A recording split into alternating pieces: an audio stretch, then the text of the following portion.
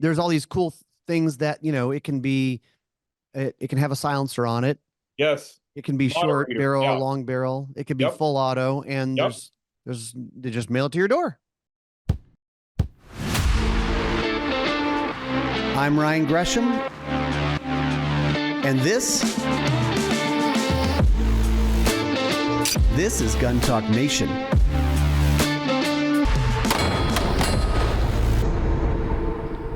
This Gun Talk Nation is brought to you by Rossi, Crimson Trace, Ruger, SDS Imports, and Range Ready. All right, welcome into Gun Talk Nation. Today on the show, one of our good friends for many, many years, a man who some of you probably know because he's been out there in the public a bit as a gun dude. Roy Hill. Roy, you're now with Swanson Russell Ad Agency, who handles a bunch of different companies in the outdoor space, right?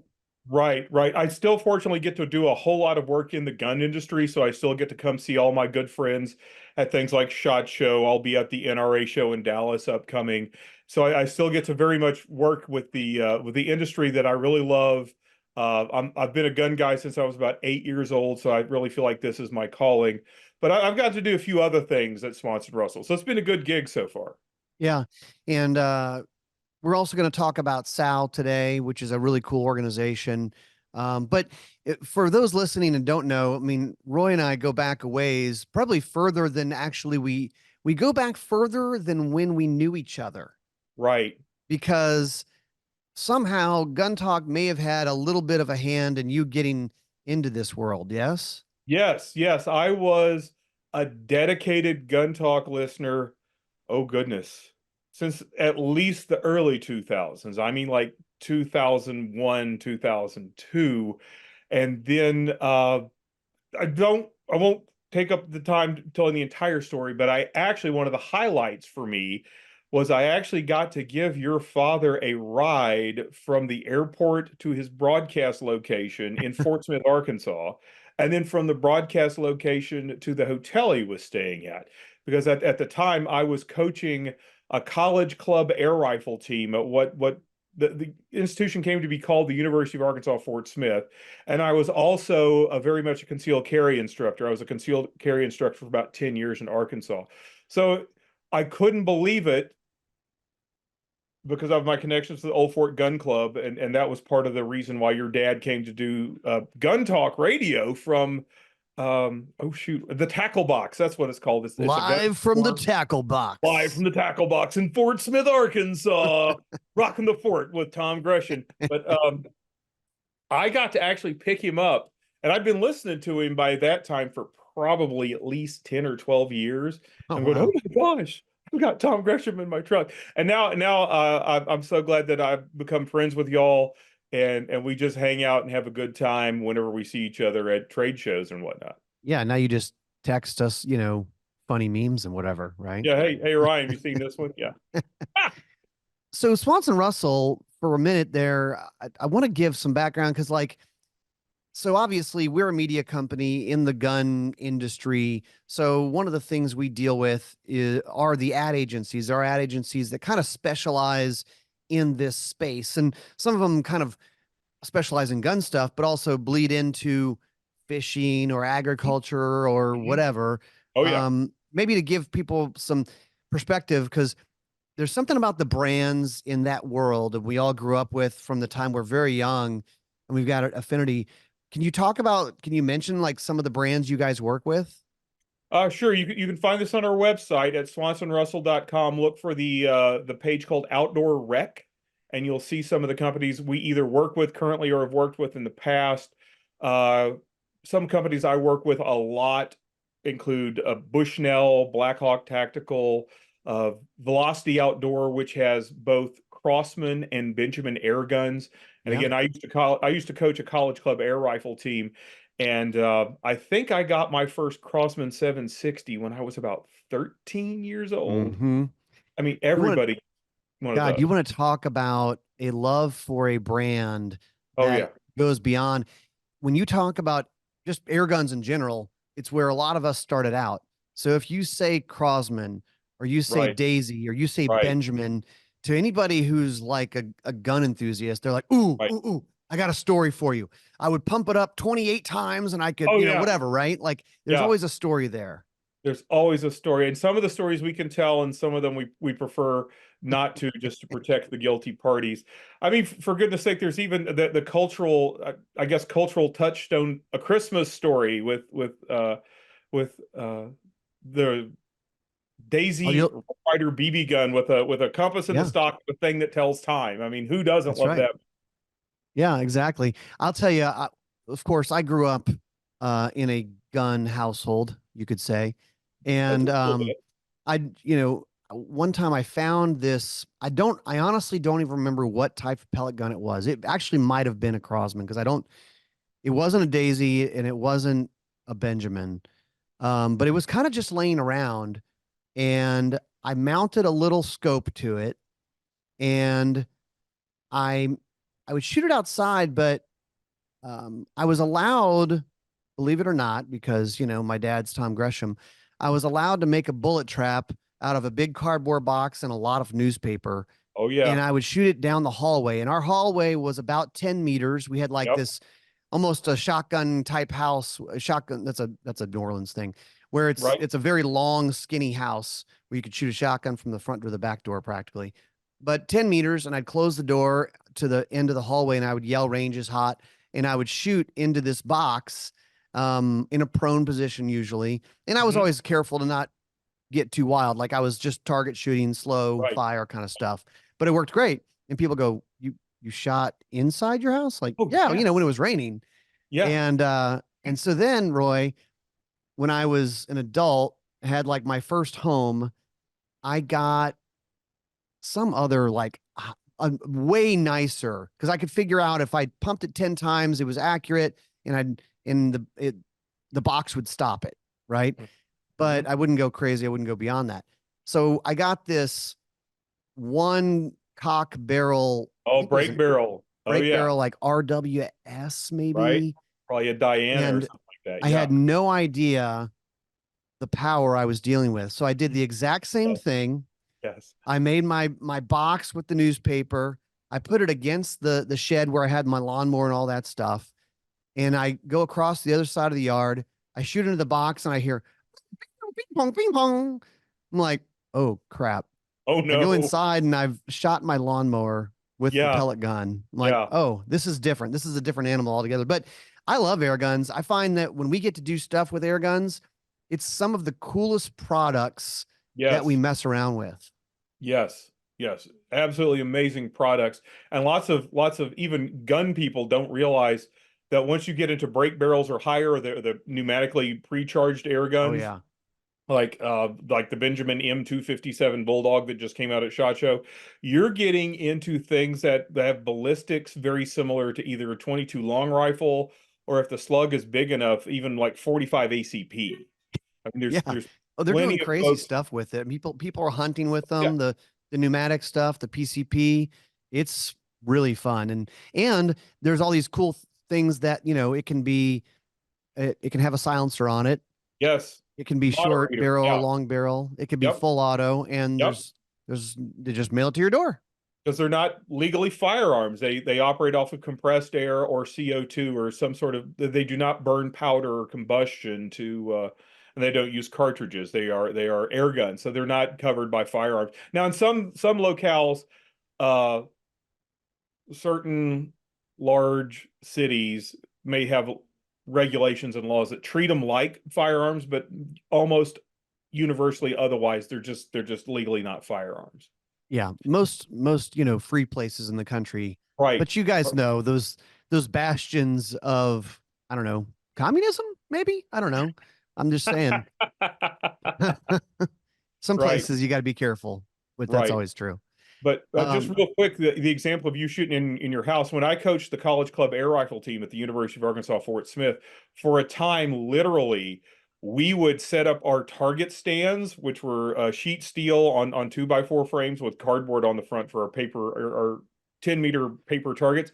We would set those up on the practice basketball gym floor. We would yes. set them up on the floor, and then we would mark off 10 meters. We had a little tape mark on the floor. We knew if we put it on the sideline to that was 10 meters.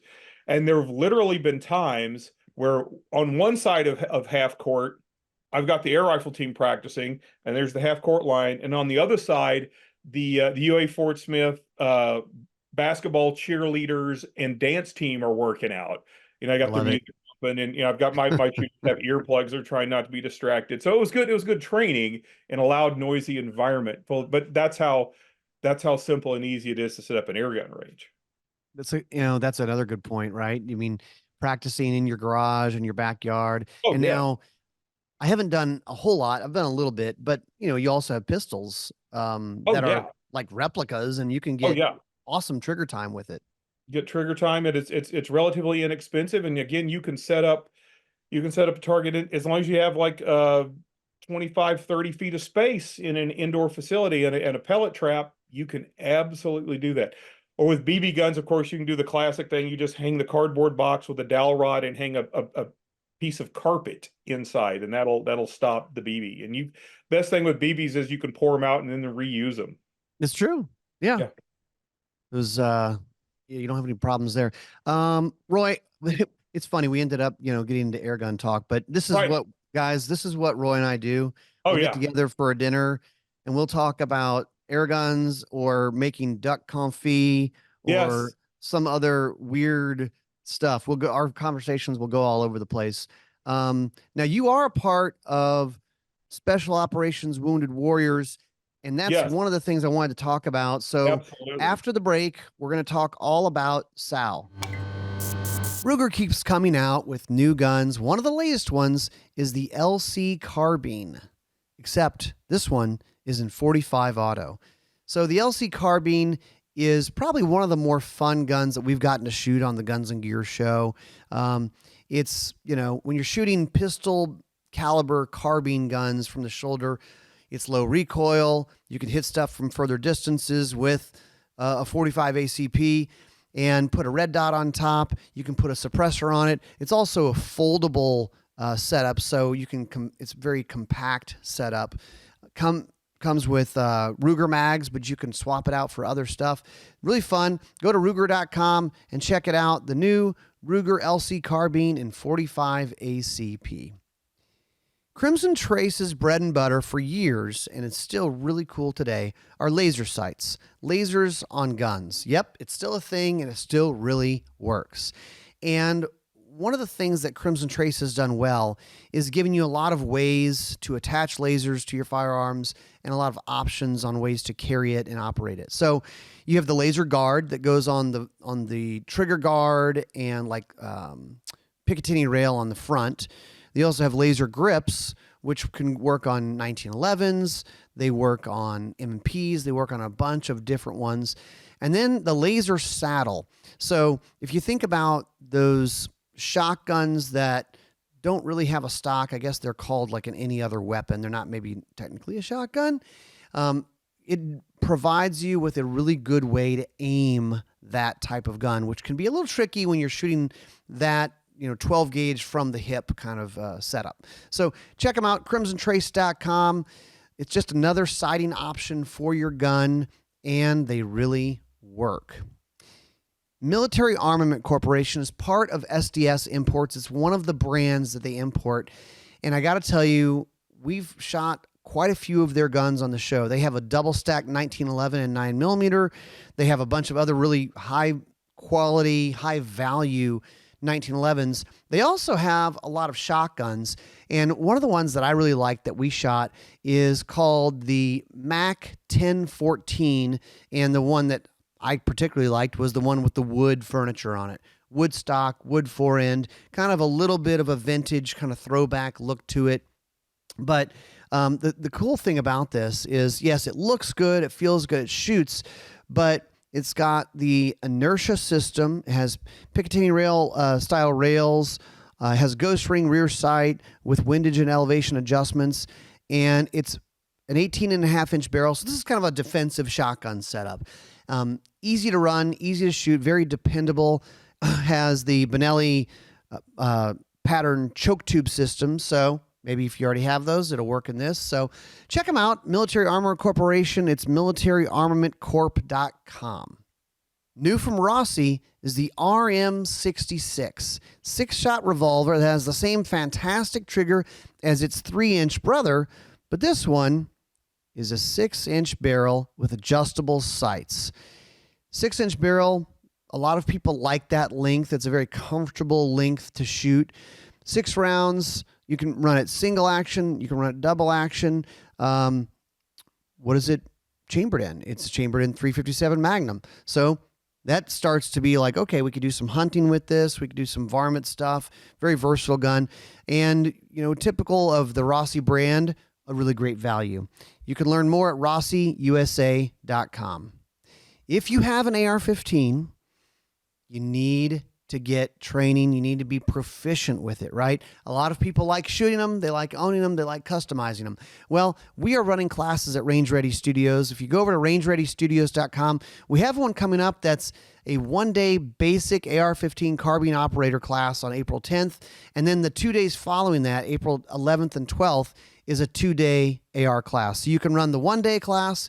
You could run just the 2-day class. Or if you say, I just want to get really trained up, run all 3 days.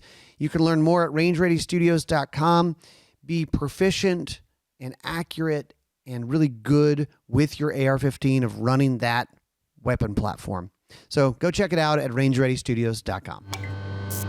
So Roy, I reached out because I know you're a part of the Special Operations Wounded Warriors organization.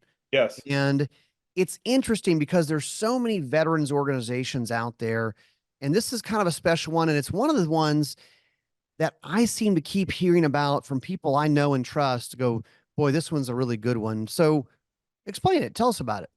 Sure. In fact, just last week, I spent 4 days in North Carolina at Special Operation Wounded Warriors, or SOW, SOWW, as we like to call it, signature flagship event. It's called Takin Bacon. And I've been going to every Takin Bacon every year since 2016. I'll tell you about Takin Bacon in just a second, but Special Operations Wounded Warriors, or SOW, is a 501c3 charity that was chartered to care for and take care of injured and wounded members of the U.S. Special Operations community. I got connected with SOW because I worked for a company called Brownells for about 12 years, and Brownells has been the biggest sponsor of SOW since its inception. And SOW, like so many other great things in life, SOW literally started because a bunch of dudes were hanging around a campfire on a hunting lease, drinking beer and talking to each other. Dude, And how many great things have started or oh, problems been solved from a campfire and guys drinking beer, right? oh yeah, I mean, if the entire world could do that, 2 or 3 times a month, we'd probably achieve world peace in a relatively short amount of time. But the short version of the story is there was a group of dudes who had a deer lease, and they had a huge problem on the deer lease with feral hogs, and the hogs were coming in and wrecking the food plots and tearing up the feeders and just making a general mess of the place. And as they were sitting around the hunt camp fire, having an adult beverage or two, somebody said, well, I know some veterans who would really enjoy coming down here and cleaning out some of these hogs for us. And so they did that the next year, and the thing just gradually, slowly grew over the years until it was achieved 501c3 status. And it's now called Special Operations Wounded Warriors. And that acronym was specifically chosen, as the story goes, because SOW is a pun for, of course, sow hogs. Yeah. So that's why SOW, that's how closely tied SOW is to what's now called Takin Bacon, the almost week-long feral hog hunt that happens every February in a little backwoods, out-of-the-way spot right on the North and South Carolina border. I got to go to my first Takin Bacon back in 2016. I absolutely fell in love with the organization, with the purpose, with the mission, and over the years, just the people. It's been my great honor and privilege to meet and to help them have a good time and do whatever I can for them. SOW currently has 3 main missions. Our first and primary mission is we provide therapeutic outdoor experiences for special operations veterans. Of course, the first one being Takin Bacon, the hog hunt. And over the years, that has developed into things such as we take folks fishing. It was my privilege to help organize a fishing trip back in November for 2 guys who were Vietnam War Rangers. They were both a part of Papa Company, Wow. Vietnam War Rangers.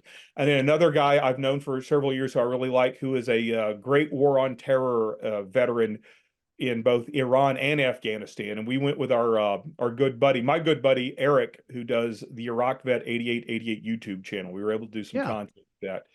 So that was fantastic. We went fishing in Apalachicola Bay. There are various redfish trips. There's one in Louisiana. There's a duck hunt. There's a Maine bear hunt. And we just recently implemented one because there are women who get assigned to special operations units. Mm-hmm. And so it's our women's retreat that happens out in Montana, I believe it is. This past year was the first one, and they spend about a week horseback riding, hiking, trout fishing, and just hanging out together with people who are like them, who understand them in a as you said, campfire time situation, doing fun, cool things in the outdoors. And that's really the most important part, I think, that's of all these things that SOW does, is we bring together people who are brothers and sisters who don't know it, but they haven't met each other yet. For example, like at Takin Bacon, we had guys in their 20s who were still active duty, to his name's Tom, who was one of the Papa Company Rangers in Vietnam.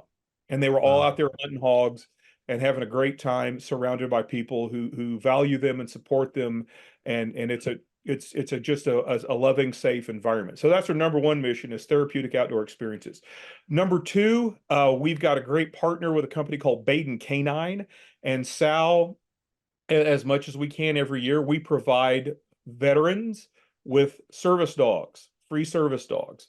So we've got an allotment per year, depending on how much money we can raise, and we exist solely through the generosity of donors. So if you'd like to, please check out sowcharity.com, www.sowwcharity.com, and there's a link to Okay. donate, and that's how we exist. We exist solely on the generosity of donors, but through those donors, we're able to provide several service dogs for veterans a year. And the thing to understand on the service dogs, these aren't just friendly dogs. These are Yeah. highly trained They're not service. a Chihuahua with a vest. I mean, No, and they're not they're not inexpensive when they're really no, seriously trained. that can be like $15,000 to $18,000 worth of dog. Right. And so we try to donate several of those a year. We've been fortunate enough to do things like donate a dog at SHOT Show. The last several years, we've been able to do dog donations on stage at the Sturgis Motorcycle Rally at the Buffalo Chip Wow. Campground. We even recently, within the last year, were able to do a dog donation live on Fox and Friends, the TV show. Wow. So that's one of the other things that Takin Bacon that are all over the place. There's all these wonderful, beautiful Belgian, mostly Belgian Malinois, a few other breeds with their service dog vests and their leash. And the people from Baden Canine come down, and there's a whole course where they have the dogs run through obstacles and like walk across a ladder that's 5 feet off the ground, or perch on little tiny things you didn't think they could perch on. Wow. All sorts of drills that aren't just to show off the athleticism, agility of the dog, but are also discipline and training to get the dog to operate calmly and smoothly under any sort of circumstance in any sort of environment. The other thing the dogs do is the dogs sense when their handler is having a bad emotional time or is under stress, and the dogs are trained to react to that and come and be by their side and maybe sniff their hand or something like that. And then also, and I've learned this, I don't have a service dog, I've just spent lots of time around it. The handler is forced to pay attention to the dog and handle the dog. And so that gives the handler a calming, soothing thing to do. So it's just really Yeah. complex interaction and interplay. The service dogs That's are just interesting. Yeah, the dog is almost distracting you from the anxiety, the thing that you're got going. right, right. One of our board members, he was interviewed by a TV show several years ago, and he said these guys come back, or women too, and they've been injured, and sometimes they can't do what they used to do anymore, and we take away their sword. And when they get a service dog, that's like giving them the sword back. Wow. Something they have, it's great power that they have to be responsible for. And it's just a really beautiful, amazing thing to see the way the handlers, the veterans interact with the service dogs they get. So we do hunts and fishing trips. We do service dogs. The last thing we do just started a couple of years ago. It's called Operator Reset Week. We bring a group, oftentimes still active duty, not necessarily, but a lot of times still active duty operators together at a wonderful location. These happen all over the country. And for a week, they have access to clinicians and experts in whatever they need help or assistance with. And so we cover that. And then also, whenever they're not doing their clinician or clinic work, we make sure they have a good time wherever they're at. That's fantastic. I mean, I think that there's been a little bit better job in maybe the last several years, 5 to 10 years, Mm-hmm. of kind of talking about what these soldiers are dealing with when they Oh, come yeah. back. I mean, the mental health part of this. And what's really encouraging is we're getting, I think, hopefully, we're getting a little bit away from just some sort of stigma about like, wow, they're all Right. whacked out in the head. And like, no, it's okay. Like, you got stuff you're working on, like go get help. There are lots of different services for you. I mean, the Chris Kyle's book and movie did a Mm-hmm. pretty decent job of just bringing that to people's attention. Like, it's not easy going to Afghanistan and being just tuned up for that long of a time, and then coming back here. It's Right. it's just an enormous adjustment. Oh yeah, it's a huge shift. And then in some of the veterans we help, their shift home wasn't because their time of service was over. It's because they got shot or blown up. So literally one day they are like one of the most advanced, extreme people on the face of the earth in what they do. They're one of the Mm-hmm. best, the best, the best, the best, and they get blown up or shot or injured, and then they wake up in the hospital. Now what? Yeah. Now what? And that's one of the things that Sal really works hard to help people with. And this is one of the things I think that's most important with events like Takin Bacon is we bring them together. They're with people who are like themselves, who understand them in ways other people don't. And then we make sure that they all know, hey, this we support you. We're going to take care of you. My job is to make sure that you have a good time. If you need a margarita, I got you a margarita. If you need somebody like a cigar, yes. I'm going to build the fire for you. I'm going to help with the kitchen staff, whatever. This is all for y'all. And we're here to support and love on you for a week. And I heard the comment again, and I've been hearing it since 2016 from all sorts of folks. Um, so many of these people are the epitome of the quiet professional, and they all have the attitude because it's just built into it. No, no, no, I don't deserve anything special. No, no, somebody else does, not me. Somebody else does, not me. No, no, not for me. So we sometimes have to fight a fight just to persuade them to come, and then hey, let us take care of you. Let us do things for you. Let us enable you to have a great time out here with folks who understand you and get you. And again, I heard it this week that, Roy, I didn't know what I was getting into here. It's first time hunter. I didn't know what I was getting into here, but man, I don't know if this is the best time I've had in my life, but it's top five. And That's one more amazing. thing, the beautiful thing about Taking Bacon, and you can find some videos out there. I've talked about Taking Bacon, is once somebody has come and been a hunter, they're part of the family. And so every year, Taking Bacon gets a little bit bigger because folks who were a hunter last year or 5 years ago or 10 years ago, they come back and they're part of the support staff. Oh, wow. That's cool. And it just keeps, and then people are doing things like bringing their kids out there because it's just such an amazing, incredible collection of people and such a great thing going on. That's fantastic, man. So it's just so important for these warriors to get that type of support, especially when they need it. And hopefully people listening to this kind of look, if you are in that place, I mean, maybe that's your background. I mean, Yeah. this is a possible good organization to either be a part of or help out with or whatever. Or if you just say, this is awesome, I want to help or donate or whatever, I mean, look at it. SOWWcharity.com, SOWW Mm-hmm. charity.com. Mm-hmm. So is this what kind of hog hunt is it? Night hunting, day hunting, Oh, or oh yeah, it's high adrenaline. It's high adrenaline hog hunting.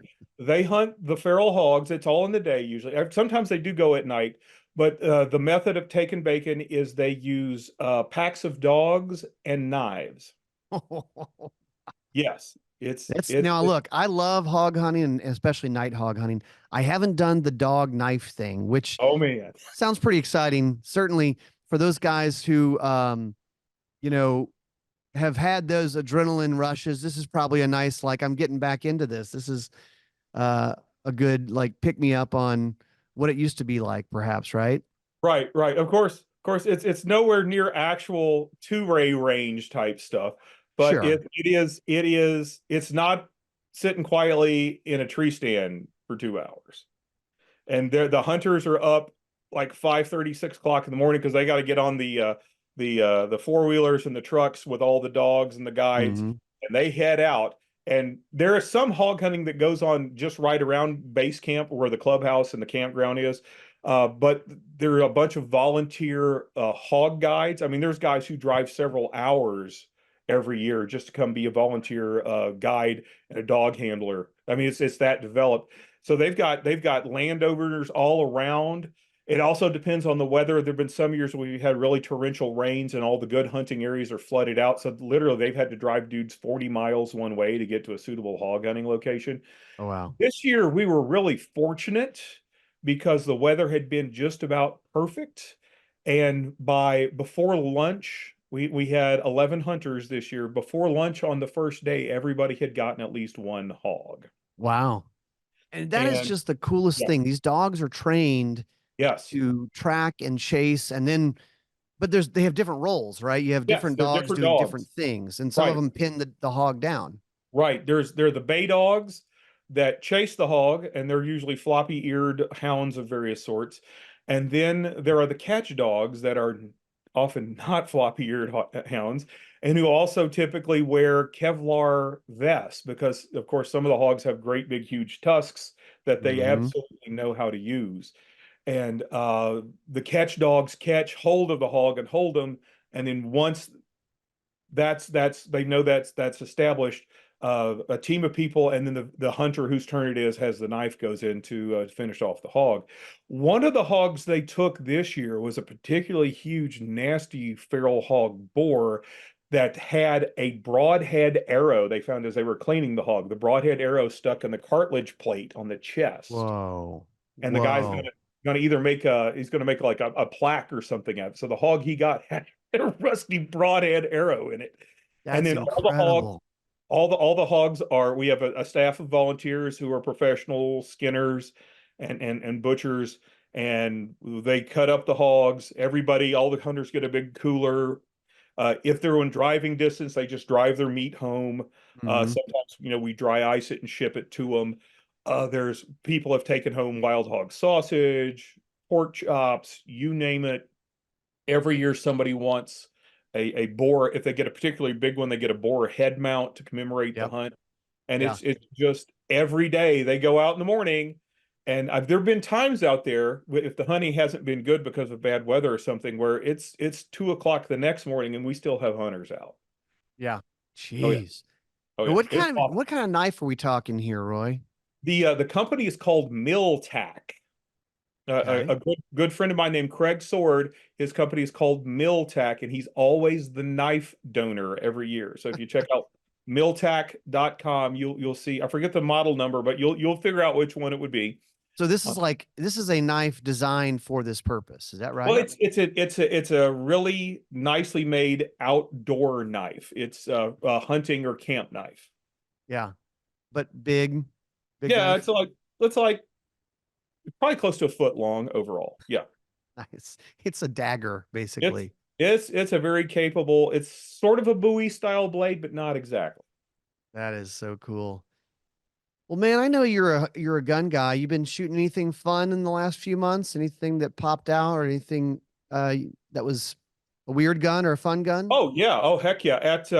At Takin Bacon, and this is the second or third year he's done it. One of the alumni, whose name is Bill, is a hardcore historical gun guy. So I got to be Bill's range assistant, and for 3 different days during Takin Bacon, we had and some of it was absolutely funny to watch. We had dudes out there shooting things like a Type 14 Nambu from World War II. I Awesome. got to shoot a Berthier carbine from World War One. I'd never shot an 8 millimeter Lebel Berthier. I got to pull the trigger on one of those. I'd never shot a Nambu. I got to shoot a Nambu. We had Arisaka Japanese rifles, German Mausers, British Enfields from World War One and World War Two. And Bill's a serious collector, so if he That's cool. has like a 1911 made in the year 1915. He's also got the U.S. Marine Corps holster made in 1915 that goes with it. Wow. Oh, it was incredible. He had bayonets, year appropriate bayonets for all the rifles. And so it was amazing teaching, especially there was a group of active duty special operators there who were there on behalf of one of their buddies. And it was really funny trying to teach them how to load an M1 Garand and not get Garand Yep. thumb. Well, Or like, I mean, a lot of those active duty guys and gals, um, they may or may not have grown up as a gun person. right, Certainly, they shoot guns maybe right, often for their job, and right, maybe they shoot some really cool ones, but they right, don't get to shoot stuff like that all the time. right. In fact, I won't name any names. I can't name any names, but there was one person who a couple of times would fire a Japanese Arisaka and then try to fire the next shot. We had to remind him, no, you got to do that. It's a bolt action. It's Yeah, bolt action. It's not a semi-automatic or you select got to fire. run it. You got to run it. Got to run it. But it was awesome. All the different. Of course, he had Lugers. He had a Colt 1917 revolver and 45 automatic. We were messing with the moon clips, teaching people about the moon clips. It was awesome. But I got to help him with that. So I got to shoot those. As far as personal guns, um, I built my wife a very lightweight AR-15 with a polymer one-piece lower that had Oh, the pistol grip and the stock. And then I also had, you work at Brownells for 10 years, you get pieces parts. oh yeah. So I had a barrel, I had a carbon fiber, a hand guard, had a nice little red dot. So for Valentine's Day / birthday / Christmas, I put one of these together, and probably a month and a half ago, we were able to go out to the range and get her sighted in. So that was a lot of fun. What'd she think? She liked it because she said, Nice. "Wow, this is light. I can hold this one up." And I said, It's "Yes." yep. It's easy to shoot. It's funny. I had a similar experience. My wife has done several handgun classes. She's got Hmm. a few different, semi-auto 9mm 380s and stuff like that, and very proficient with it. She hasn't done a ton of rifle shooting or like ARs, but not too long ago we had the Shoot Sig event here, Oh, and they cool. had a bunch of fun stuff. And I let her shoot. We had her out there shooting. I think it was like a MCX suppressed, and Oh, she shot it, 5, 6, 7, 8 times, and went, okay, this is really nice. I like this red dot, easy to hold up, hmm. silenced. Like I can get on board with this. All the things. Yes, yes. Yeah, it's a And good way to introduce really anyone to guns, especially someone who maybe they don't know. If it's if it's suppressed and you've yes, got a red dot on it, it just makes it easy to shoot and comfortable to shoot. yes. And folks who haven't shot suppressors may not realize not only do suppressors really cut the sound signature down, it doesn't make it silent. It's impossible to make it silent, Right. but you can take what's absolutely not hearing safe and make it hearing safe or almost hearing safe. It really also cuts down recoil. Big time.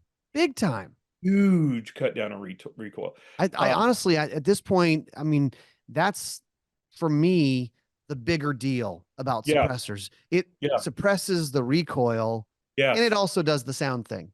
right, right. Uh, Last year, there was a media event at the Brownells Range. I forget which company had it, but as demonstrating the recoil reduction, they had one of the suppressors on a 375 H&H Magnum,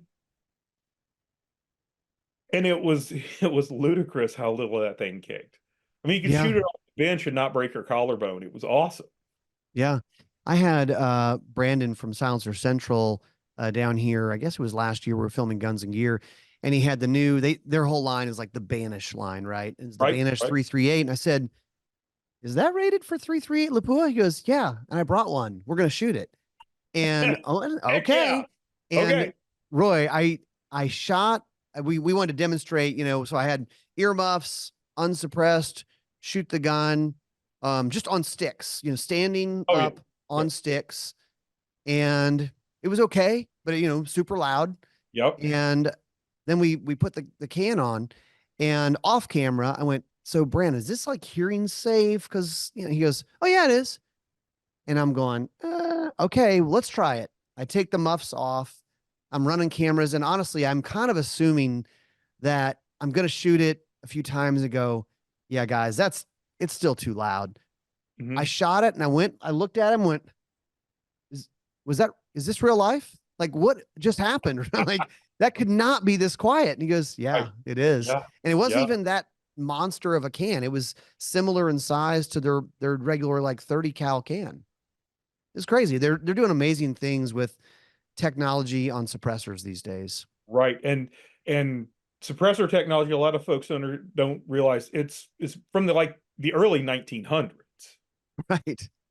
And the major advances right now are the materials they're made out of. And also Hmm. because of computer technology, they can simulate how gas flows into a suppressor and figure out things about baffle spacing and shape and construction that they just wasn't possible 20 years ago. And the 3D printing, and more people Oh 3D yeah. printing suppressors, which from what I'm told, I'm not an engineer, but they're able to make shapes and angles that they can't with like Right. regular, machining, welding, that kind Right. of thing. So Right. it actually is making it even better. I mean, I think Yeah. the Gen 1 3D printed suppressors were okay, but they're definitely figuring it out. Like every year, it's getting infinitely better. Yes, yes, the technology enhances and improves, and I really hope we get someday to the legal situation where I can go to a big box store and just buy suppressors off the shelf because they're Yep. safety equipment. In a Yeah, plastic clamshell yeah, next to plastic the clamp. the gun cleaner. Yeah, yeah, yeah, yeah. I mean, you can do that in lots of European countries. Hmm. I mean, in Isn't that fact, it's funny? yeah, We have a bunch of friends that are over in Germany right now for EWA, which is the SHOT Show of Europe and the rest of the world, right? And it's so funny when you go over there. I've been a couple times and you talk to people, and yes, certain countries, certain places, they do have pretty restrictive gun laws. But then there's also places where they're like, a silencer? Oh yeah, we just sell that. There's no background yeah, check. You just buy it. yes, yes. It's just at the hardware store or down at the department store. Oh, here you go. Here you go. Yeah. What? It just Yep. makes things quiet. It's a muffler, whatever. Who It's cares? neighborly. In fact, it's considered rude and nasty to not use one. Mm-hmm. Mm-hmm. Roy, thanks for being on with us. It's always fun to talk to you, man. Thank you very much. I always love coming on to visit with you, and especially thank you for giving me a chance to talk about Special Operations Wounded Warriors. Sounds like a great organization, and it's one that I know if Roy's involved with it, guys, that I can vouch for it, that it's one of the good ones. So Thank you. if you're Thank looking for an organization to support, go check them out. Roy, thanks again. That's it for us. We'll see you thank you guys very all much. next time. All right. See you later. All right. That's it for us. We'll see you guys next time on Gun Talk Nation. To see all of Gun Talk's content, go to guntalk.com, guntalktv.com, or sign up for the Gun Talk newsletter.